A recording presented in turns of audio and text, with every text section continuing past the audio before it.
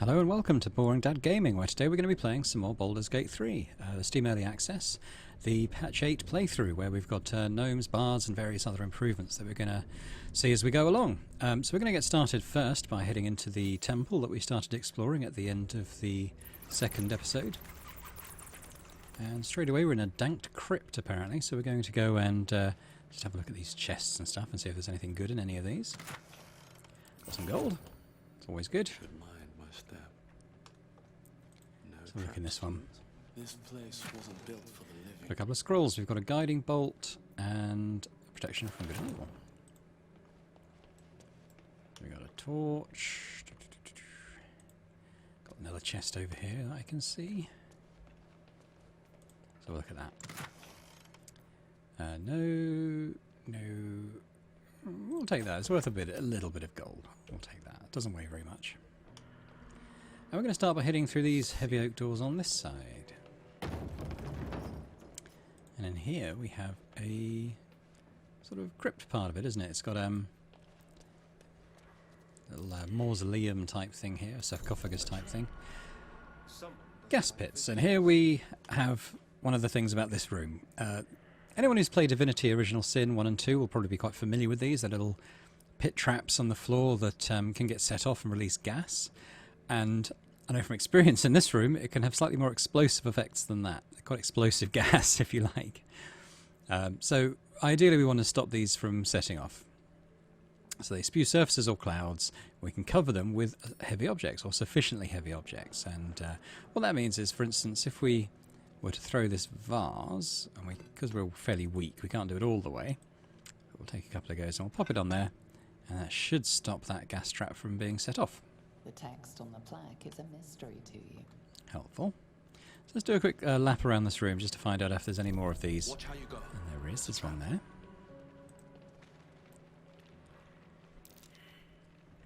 We failed a perception check. Maybe one of our companions could have a go. A trap. This place is more dangerous than I thought. Seen another trap. We've seen... okay, there's a gargoyle head. We had two gargoyle heads that we found. There's another one here, and these will shoot fireballs. I know from unfortunate experience they're not very nice. That's worth 50 gold. Maybe we'll take that. In fact, I will leave the skull. It's not worth anything. So we have gas traps there and there. Missing this one. Anyone else have a go? There we go, we've seen one there. So straight away let's pop this vase on it. Or vase, if you're watching from America, I suppose.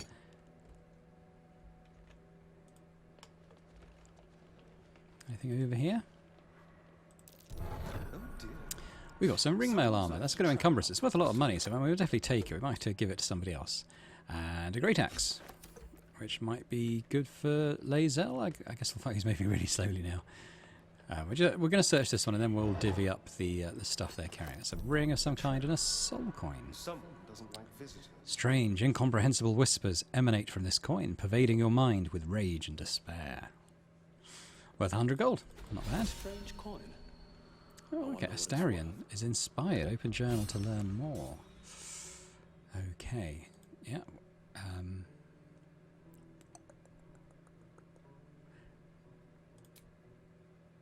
Pale elf. Is there some other part of the journal I'm not seeing? Inspiration. Here we go. When a character performs an action that's true to their background, they gain experience points and receive inspiration. Inspiration may be spent to reroll an ability check. You can have a maximum of 4 inspiration. If we're at maximum, we only get experience. So in Chapter 1, Astarion... Oh, here we go. Acquire a soul coin for your personal collection. So Astarion's got a soul coin and has got inspiration. So if we get on Astarion, if we do a very bad ability check at some point, he'll be able to re-roll that, which is nice. And it's nice that they've implemented an inspiration into this. I mean, anyone who's watched or played or watched D&D, particularly something like Critical Role and the Ox Venture on Outside Xbox, they use inspiration. If somebody in the party has a good idea for something, or does something in a particularly clever way, the DM can grant them inspiration, and it works in exactly that way, that they can perform a reroll at some point of their choosing. And we can't move that. Proceeding. And I've never played a video game RPG where that's been implemented, so it's quite nice that they've put that in.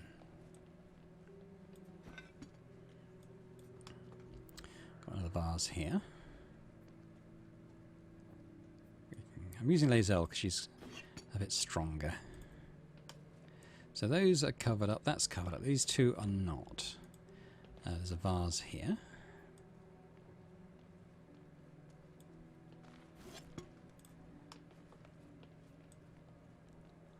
Put that there. And another. Okay. And there's a button. We'll press that, but I'd like to cover up this last gas trap first, if I can. There's a vase over here. I don't know if we'll be able to get this one. No. Yes? Oh, and another one. There's another gargoyle head there. I see a trap. It makes me wonder if we've failed to perceive... Because there's one here as well. Have we failed to perceive a gas trap there? And... yeah, there's another gargoyle head there. It makes me wonder if there's a couple of gas traps there we've missed. So we'll look in this skeleton first. Just a bone. Right, let's have a look at Klaus's inventory, because he's got loads of junk in here now. Sort by type. And we're going to give anything armour and weapon related to Lae'zel, I think.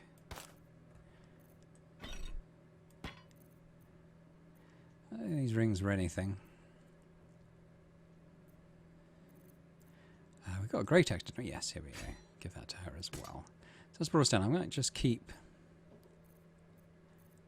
giving her stuff because we are very weak. Although we're going to be selling a lot of this stuff relatively soon. I think he is just a weak character. So he can carry 80, and Lae'zel can carry 170. So yeah, she's a bit stronger. So this armor we picked up, this heavy ring armor, she can wear it. But it doesn't look to be as good as what she's currently wearing. I don't think Astarion will be able to wear that either. What's he wearing in terms of armour? He's a bit like us. I think he's got something that's the equivalent to leather armour, but just looks a lot cooler, so we'll just keep him in what he's wearing for now. If we give her a great axe, what does that do? So she's using her longsword two-handed. So it's only saying 1d8 plus 3, but because it's versatile, I wonder if she is using it two-handed to give it a 1d10. Is usually what you get with a longsword. Can I sort of examine it a bit closer? Well, I can. It's less useful, if anything.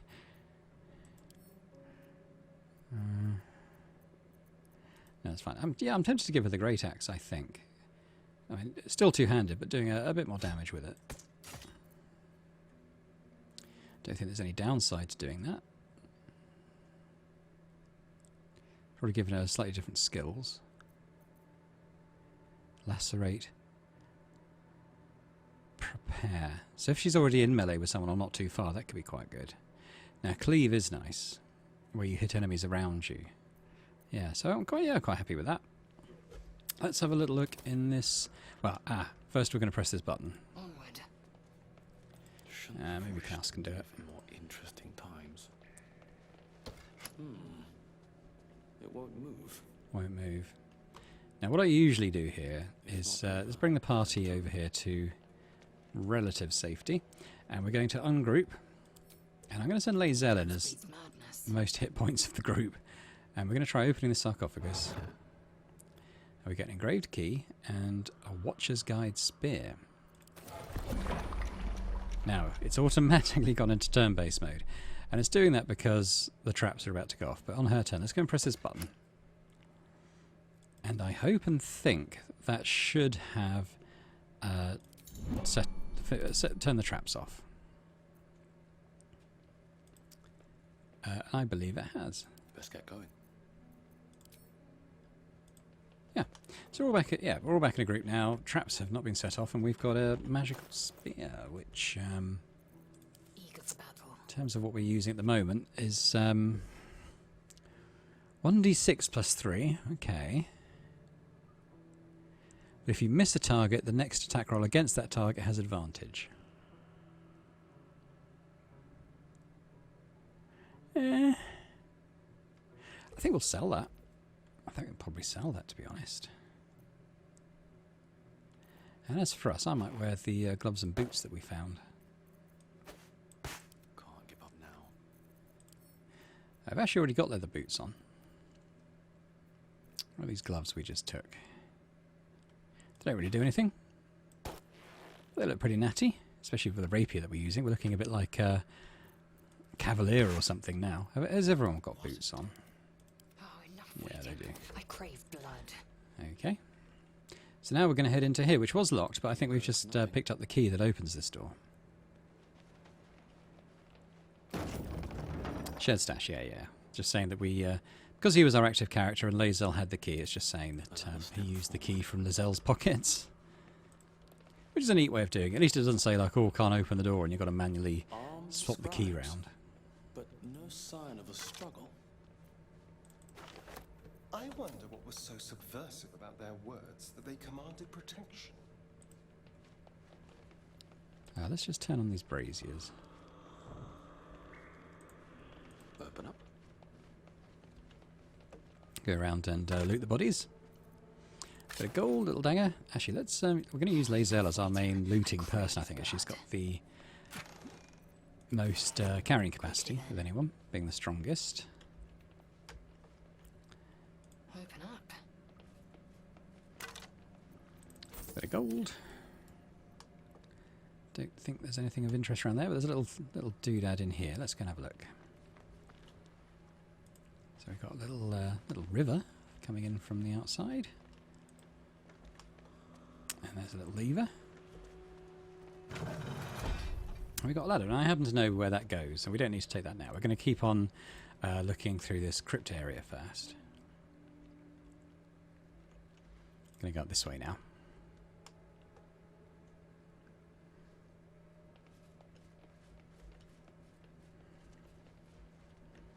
Very dark and brooding in here. Let's have a look at this scribe. Ooh, he's got a heavy key and a dagger and a scroll. Very nice. I'll have a little poke around in this chest as well. And we have a ruby ring. Just turning those on for no particular reason. Nudge, nudge, wink, wink. Actually, it's not suggestive in that way, but you might see why I've done that in a few moments. Locked. As if that were enough to keep me out. Let's use Gale to have a look at this book. This Book of the Dead Gods. Try. This book is far lighter than it should be with such a massive lock. Okay, he's got a big bonus to Arcana.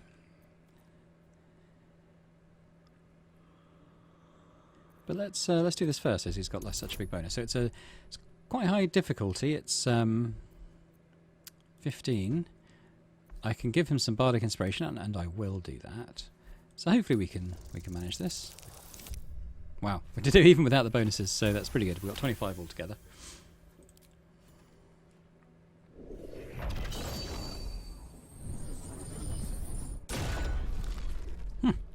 As the lock opens, Neat. a loose page comes with it. Magic pulses from the parchment. What was once script is now an obliterated scrawl. You have a sense these are names, a list. But of what?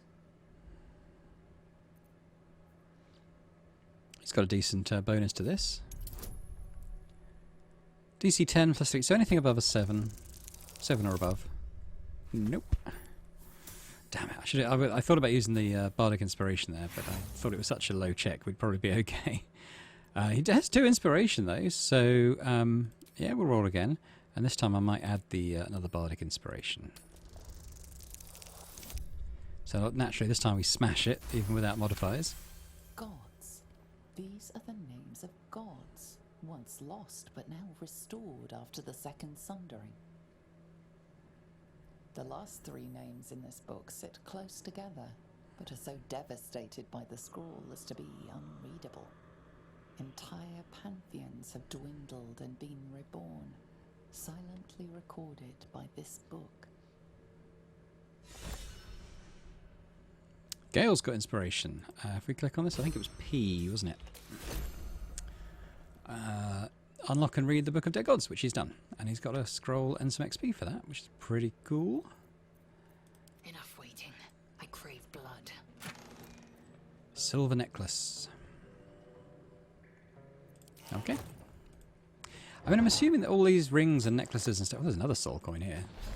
All these rings and necklaces we find are non-magical. I'm assuming there'd be some indication if they were magical. I don't have a detect magic or identify spells. I don't believe that anyone who's watched my playthrough on Celasta, Crown of the Magister, would recognise as something we use fairly regularly in their use of D&D. Everyone failed this check, which is slightly annoying. What's this guy got? A scimitar. Okay, we'll take that. Anything this way? No, I don't think there is. Let's have a look at this plaque. Or plaque. The inscription is in a language unknown to you. It's a shame everyone failed that check. Now, please, somebody pass this one. Yeah, they do. Right, we're going to press this button.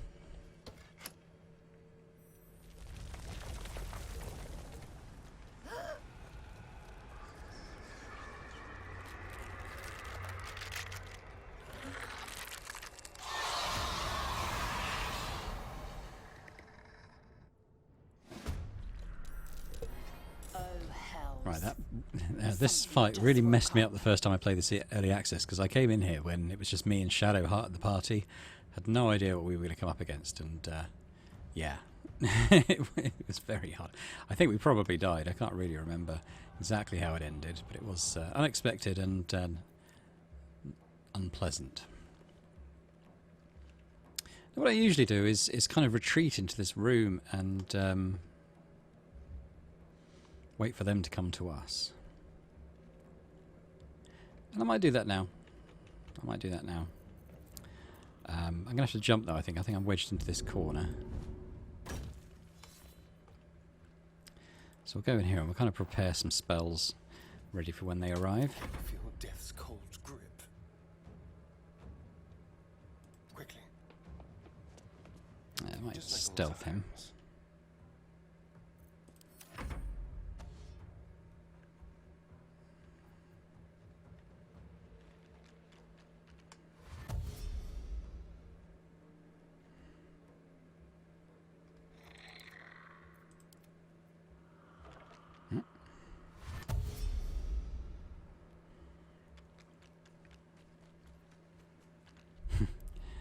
That's why I took his sword earlier as well. The other scribes, they tend to use spells, so I don't take their staffs. But yeah, this guy is basically unarmed now, because we looted his body. Go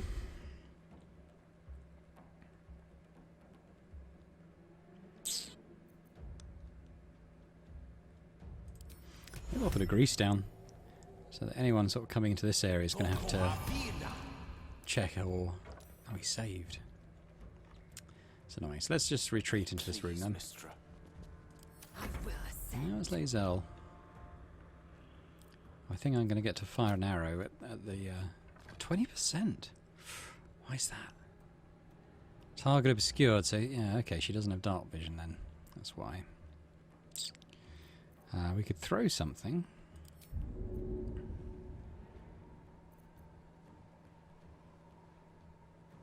I mean, that would burn the grease. But, yeah, why not?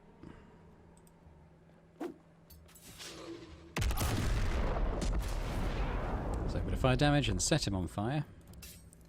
And we're just going to pop in here now. Is she on fire? Why is she on fire? Oh. No idea why she's on fire.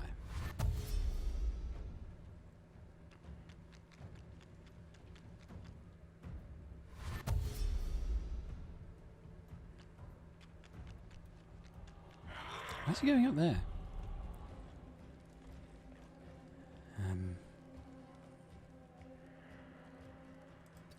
Maybe we'll pop out. We're getting a bit low on spells. We could try viciously mocking him. 60%, we'll try that. Yeah. He failed the saving throw, so he's... I forget what happened. I think he's got disadvantage on his next attack or something. Time to kill. Astarion.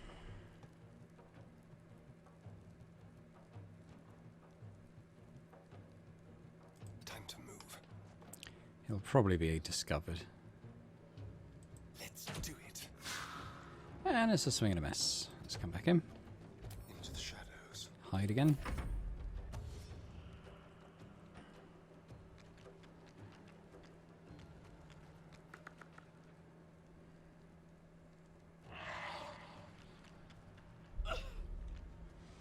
Now Gale.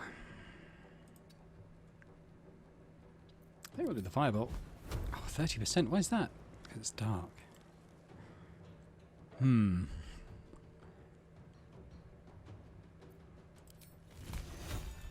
That's rubbish, isn't it? 30%. I mean, I don't know what else we can do, really. Oh, we hit. That's good. Certainly. Victory awaits. Now, Lae'zel, I think we... Yeah, he'll be immune to the lacerate. Could do this. Because he's close. And actually got low chance, but... Oh, wow. No mistake. Bring it back slightly. And these scribes, they've only got 10 HP, so... We'll probably come out now and take them down one by one. He's miles off. Both of them are.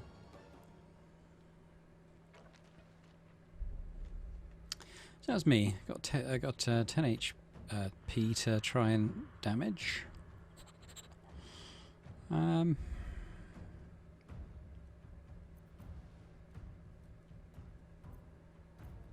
think those are particularly useful. I think we'll just run up and stab. 80%'s not bad. Oh, almost did it. Any useful bonuses? Not especially. So I think we'll run back in. Oh wow. I guess we were asking for that. Spill some blood. And Astarion, who's got a pretty decent chance of hitting this, actually. Feel their anguish. And that's enough. Oh, I'm asleep.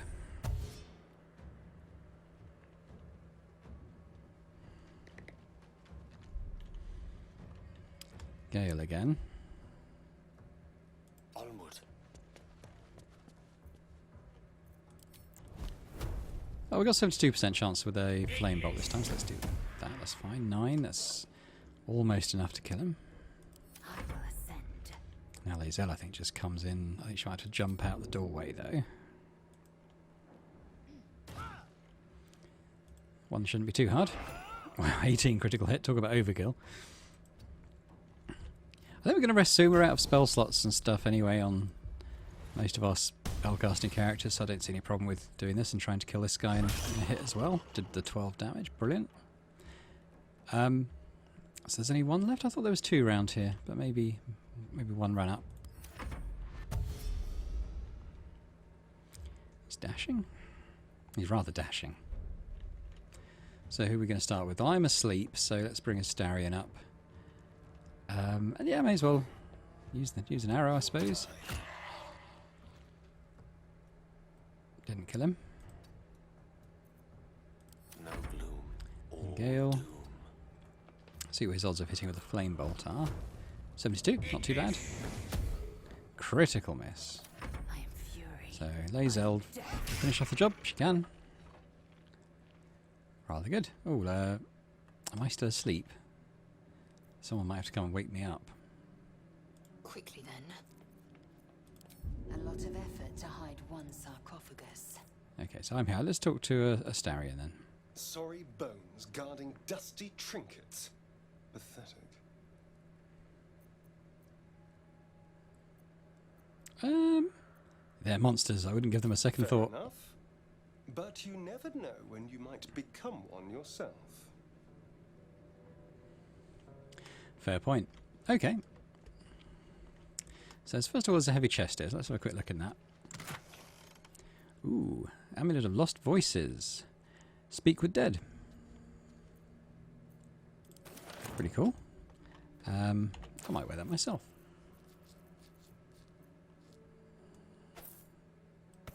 Yep, so I've got a little Speak with Dead spell here now. I think it's probably once per long rest.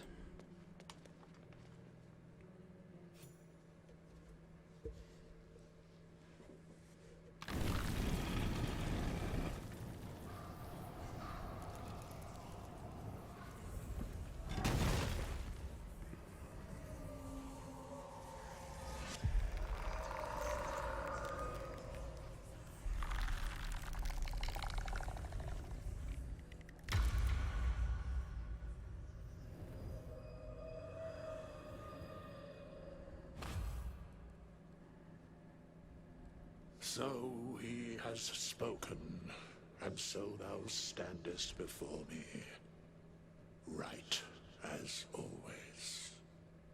What a curious way to awaken. Now, I have a question for thee. What is the worth of a single mortal's life?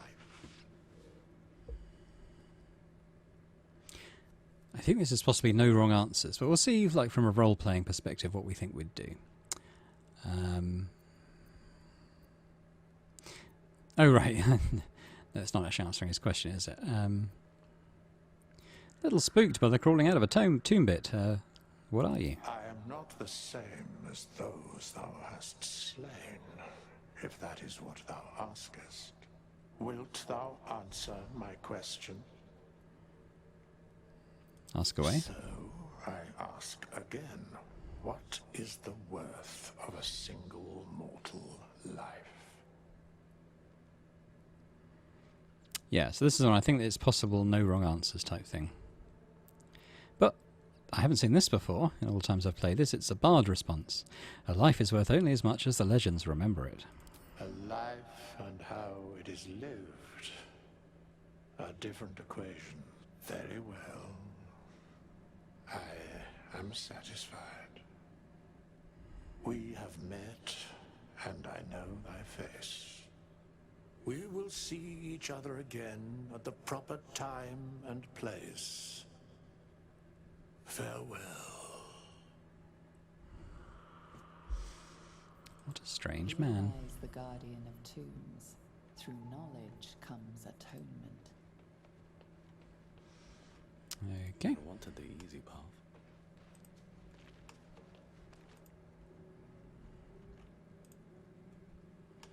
So now we're going to pass through this little tunnel. We're going to head up the ladder that we brought down a few minutes ago.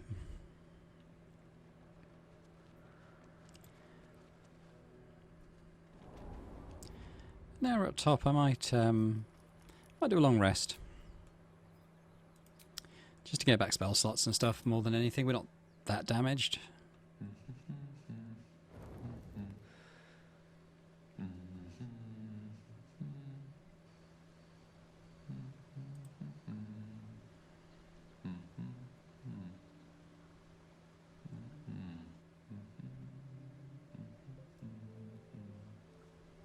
Be with you in a moment.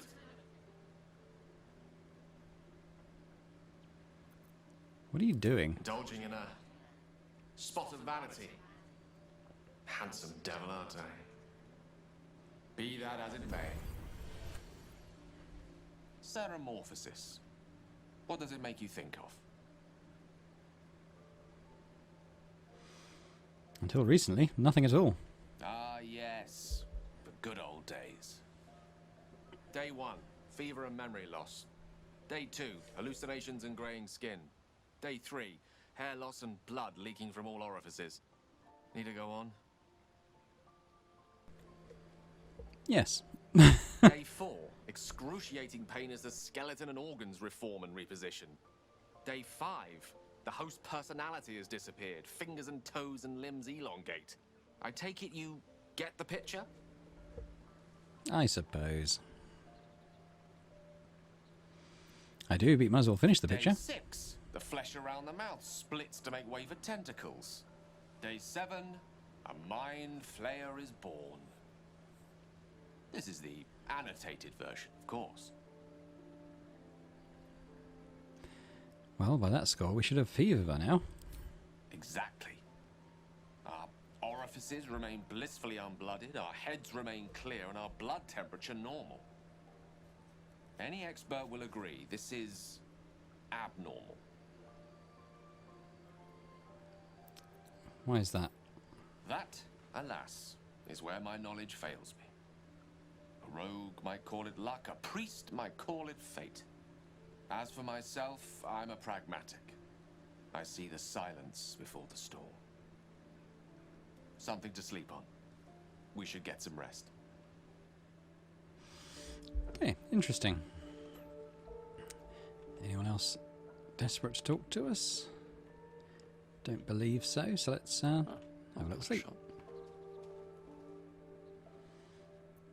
We could get rid of some of these food products in our bags. Get rid of the fish. Anything worth a couple?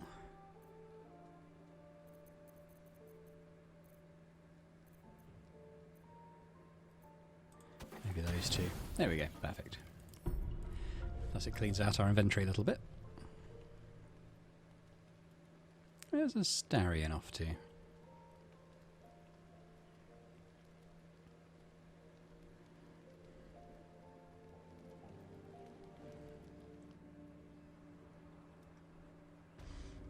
Okay, there's actually a body here. Let's have a quick look at that.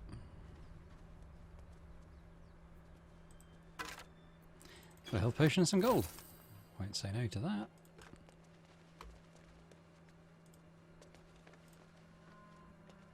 Let's head up these vines.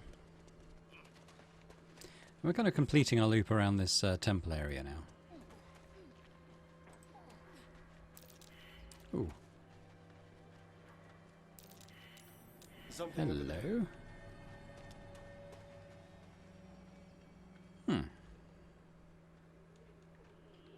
Hello. Let's look for a shovel somewhere. There might be some of these crates, I suppose. We'll have a quick look. I'm not going to turn it into a wild goose chase, however.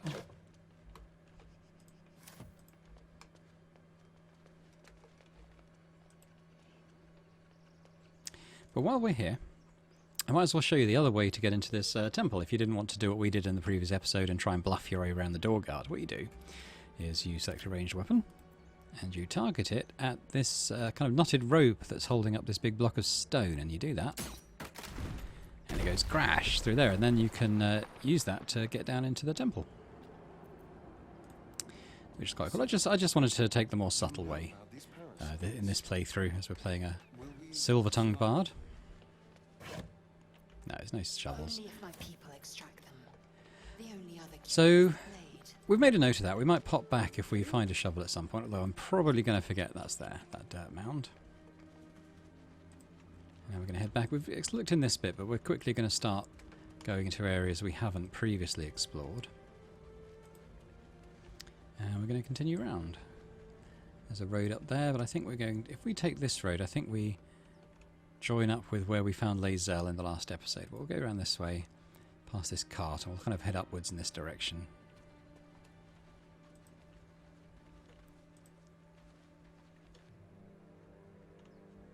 Another road area. This just joins up with that other road, I think, down here. Check what out. I think we heard voices, but I'm just going to quickly come around this way first because there's another waypoint over here we can activate.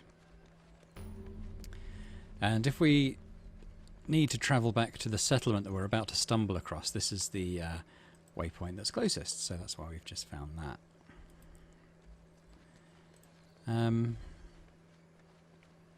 Sometimes I try and be a bit subtle and position someone up here, but I think this time I'm just going to run in. Nobody gets in! Zevlor's orders! That pack of goblins will be on us any second! What's going on? Goblins are on our tail! Open the gate, Zevlor, now! You let goblins here? Where is the druid? Please, there's no time!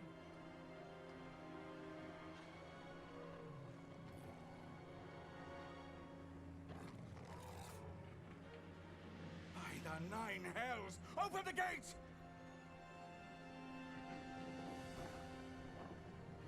You're probably noticing a little bit of texture pop in on these cutscenes. Hoping that's something they'll fix for the full launch. Cannon! No!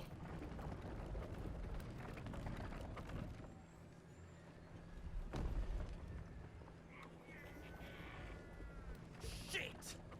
Form a mine! Nope.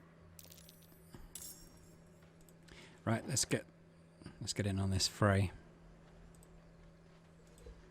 Go and help them.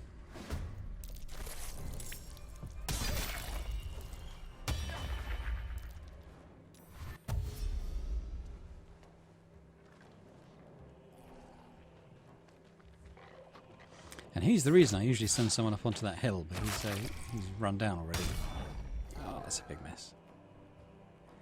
Now I have previously been able to save all of these, but I've also had playthroughs where one or more of them's died, so we'll see what happens here.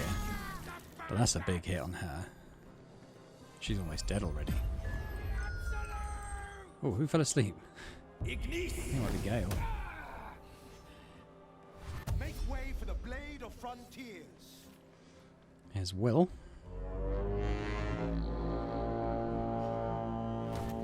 There is no escaping the blade.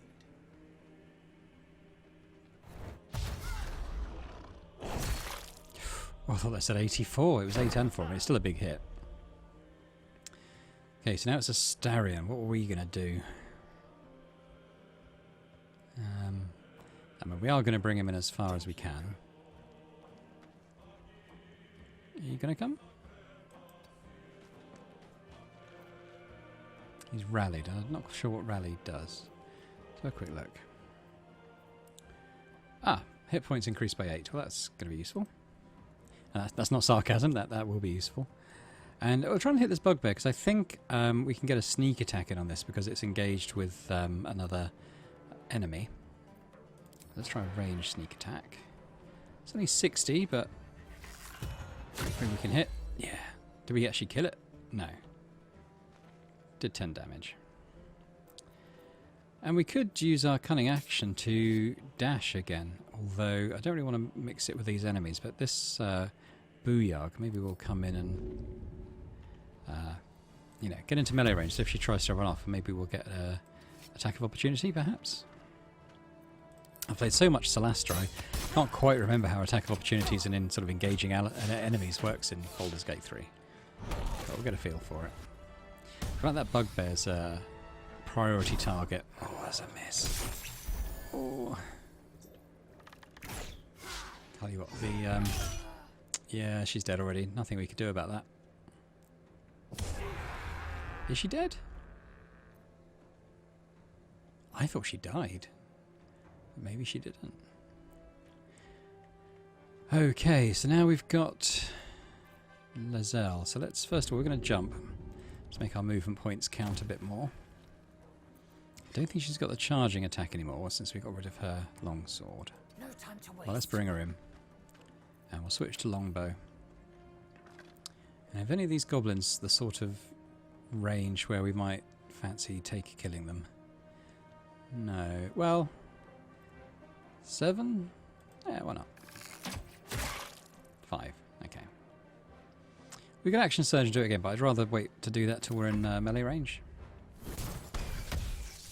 Oh, that's good. That's a critical hit. There we do. We get the attack of opportunity. Oh. Torment! Oh, I think he's killed someone. Oh, what's Will up to? Not sure. I don't think he did anything particularly effective. Oh, Astarion. Oh, is he down already? No. I thought he took 12 damage. Maybe it was a 1 and a 2. Okay, now it's my turn. So I'm going to run in to start with.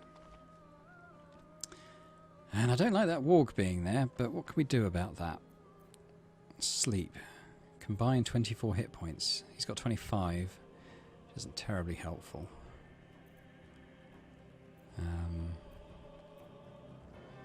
Dissonant Whispers, perhaps. What's our chance of hitting with that? It's only 55.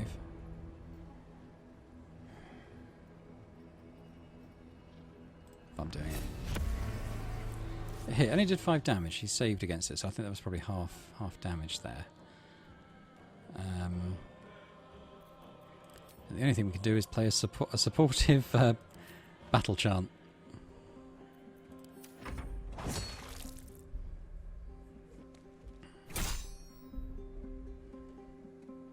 Starions go now. He's threatened. Yeah, saying he will. You see that little red arrow on that warg circle when I'm indicating moving away? That means that he would attack with opportunity. Don't want to do that.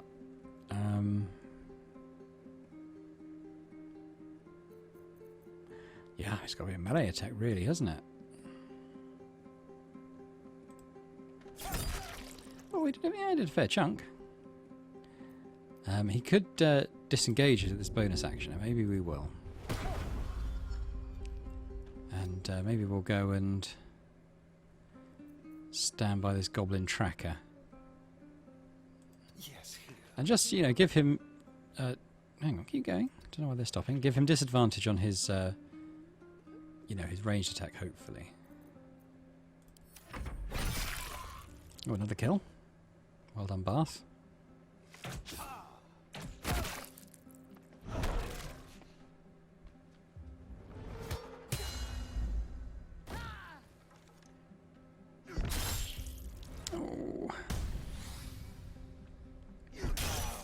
Oh, is he dead? Yeah, Bath died. Oh well. Zakrug, the goblin boss. Okay, well we're going to get Lozelle into attacking range. She can do it.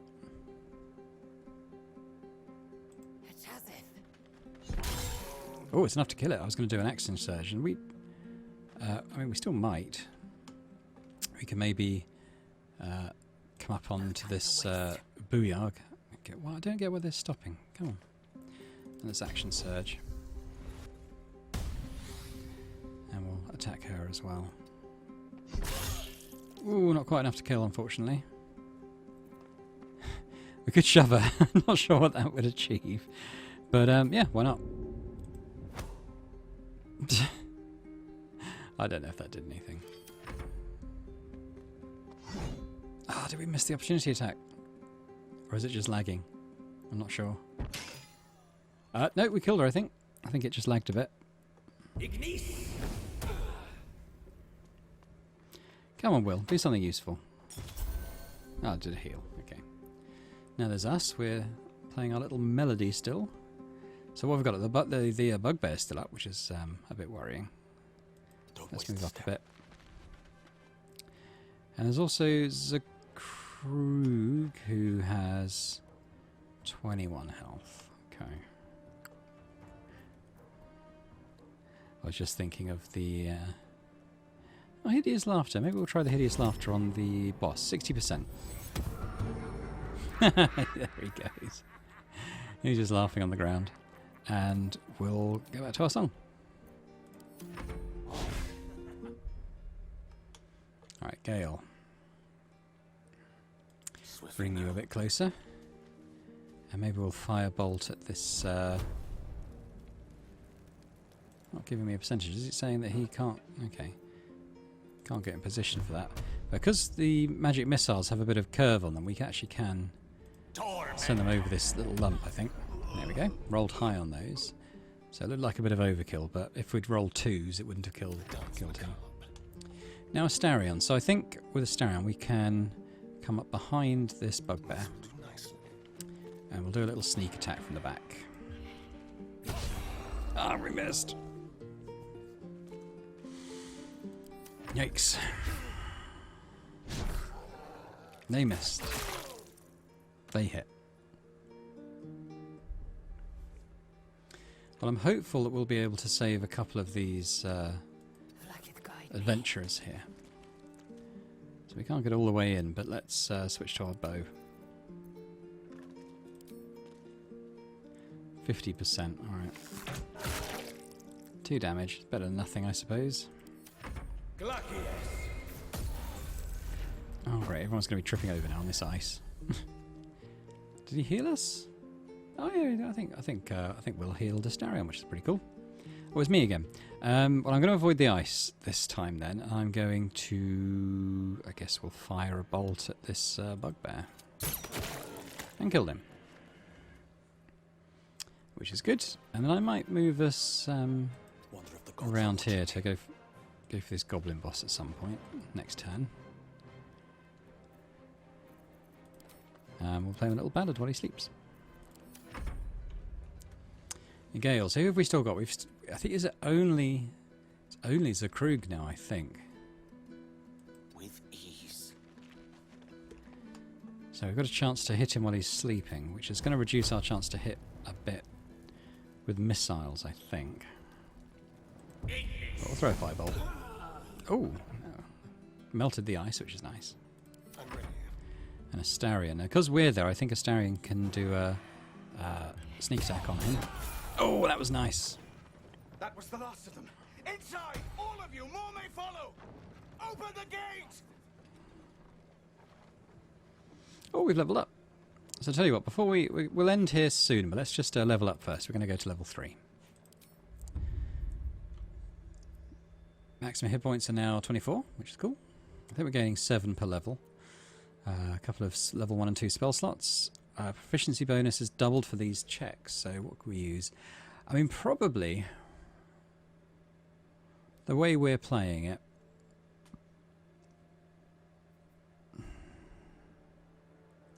I mean, in practical terms, it should probably be persuasion and deception. But then there's sleight of hand as well, although we have Astarion in the party, so that's kind of good for that. And we get to choose a subclass, College of Law. You pursue beauty and truth, collecting knowledge from your scholarly tombs to peasants' tales, and use your gifts to hold both audiences and enemies spellbound. Subclass features. Cutting words. Use your wit to distract a creature and sap its confidence. This is a bardic inspiration talent. It receives a 1d6 penalty to attack rolls, ability checks, and the damage dealt until the start of your next turn. And that's a reaction. So we can use that, you know, whenever.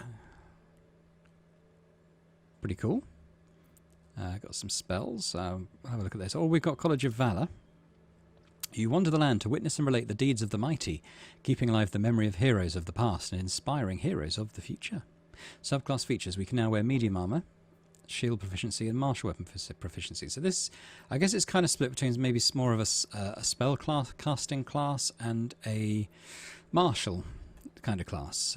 We get combat inspiration. Inspire an ally with your valor. This is again a bonus action at a bardic inspiration ability. So they can add a 1d6 bonus to the next attack roll, ability check, or saving throw.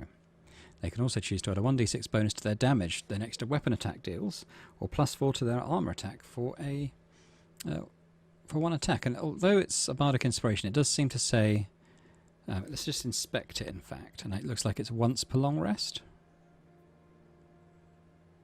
Doesn't specify there, but I take that to mean it's once per long rest, which is okay. It's okay.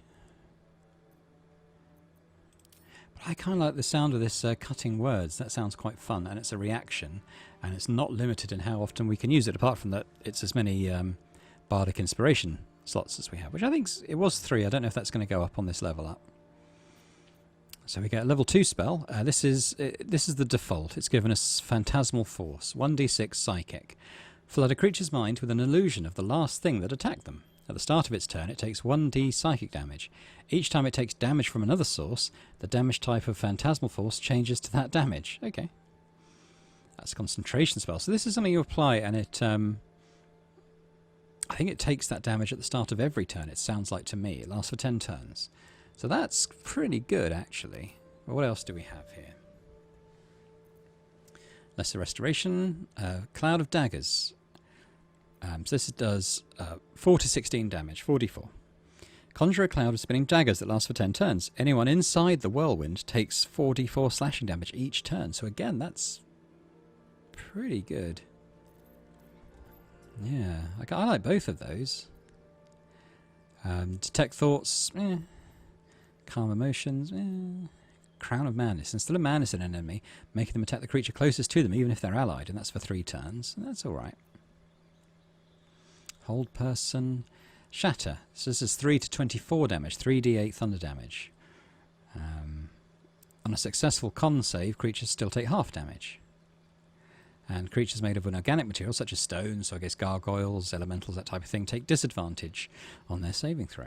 Ah, that's quite good as well. 3d8, 4d4. But this and... I think this might be an intelligence saving throw, looking at that, but I don't think this has a saving throw. That's a con saving throw. Silence. Blindness, I think they're self-explanatory. Heat metal. Cause a metal weapon or armour you can see to glow red hot. The creature touching the metal takes 2d8 fire damage. Huh. Can drop its weapon. That's quite good as well. I like a lot of those.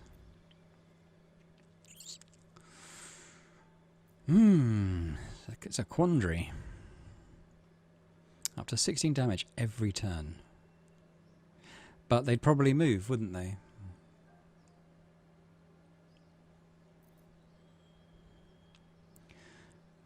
Whereas Shatter could be pretty good.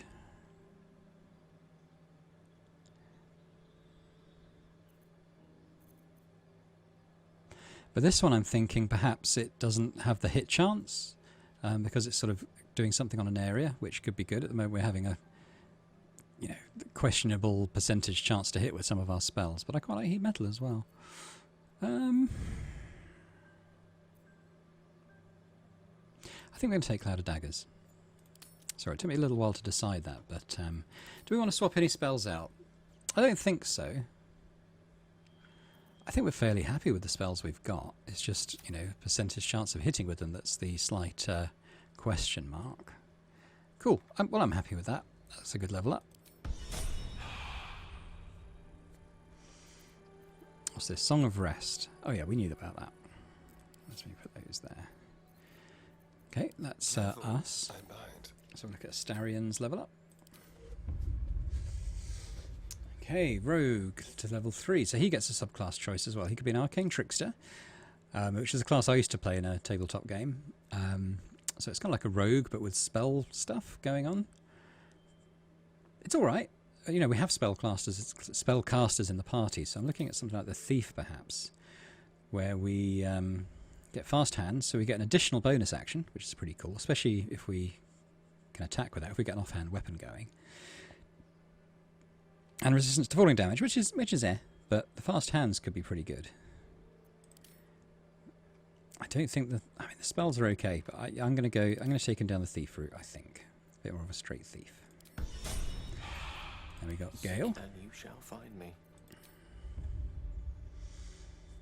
Wizard. A bit more hit points, more spells. So let's choose his level 2 spells. He's got Misty Step, which is it's okay.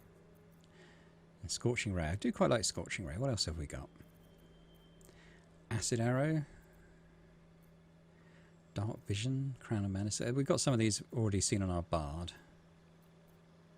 Flaming Sphere. Summon a Flaming Sphere that deals 2d6 damage to nearby enemies and objects. Also sheds bright light in a radius and dim light in an additional 6 meter radius. The sphere disappears after 10 turns. Sphere's immune to damage. That might be quite good, especially because it lights the way a bit. We've seen that we're seeing our hit chance go down a little bit because creatures are in darkness.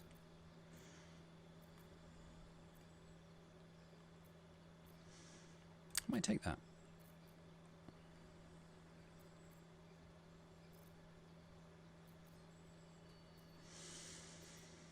Okay, yeah, we'll do that for now. And we'll have a look at his prepared spells as well. We can prepare 6, so let's get rid of the Fog Cloud. I'm not that keen on the Fog Cloud. And we'll add the flaming sphere, and it would be nice to add the scorching ray as well if possible. So maybe we'll get rid of the chromatic orb, and we'll take the ray. There we go. And we've got these up. Not reaction. So she gets even more hit points, and she can choose a subclass too. We've got Battlemaster, paragons of tactical superiority, combining combat maneuvers and experience in the field to dominate every fight. Subclass features superiority dice. You have 4 superiority dice, which are all d8s. Your Battlemaster maneuvers are fueled by these dice, and a die is expended when you use it. You gain all of your expended superiority dice when you finish a short or long rest. Well, that's good. Having it on a short rest is pretty good, actually. So we could choose... let's have a good look at Eldritch Knight. But let's say, again, this is basically a spellcasting warrior, it looks like. But let's look at Battlemaster. So, menacing attack. Spend a superiority... Sorry. I'm just going to say spend a die, just so I don't trip over my words. Spend a die to make an attack that deals an additional d8 damage, and possibly frightens a target. Sounds good. Pushing attack. As it sounds. Rally. Spend a die to bolster the resolve of a friendly creature, gaining an additional 8 hit points. It's not bad. Riposte. It's a toggleable passive feature. When a creature misses you with a melee attack, expend a die to retaliate with a powerful attack that deals an additional 1d8 damage. This is a reaction, and we can toggle it during our turn or automatically execute if needed. I quite like that. Trip attack. Spend a die to make an attack that deals an additional d8 and possibly knocks the target prone. Must be large or smaller. Okay, so it can't be very big enemies, but anything else. Or a disarming attack. Spend a die to make an attack that deals a d8 and possibly forces the target to drop the weapons they're holding. Okay. Okay. I'm going to take off the pushing attack. And I'm going to add riposte because I like the sound of that. I like the sound of the menacing attack as well, possibly frightening a target. Rally seems good. But I really like the idea of the trip attack as well. We'll leave it with that for now.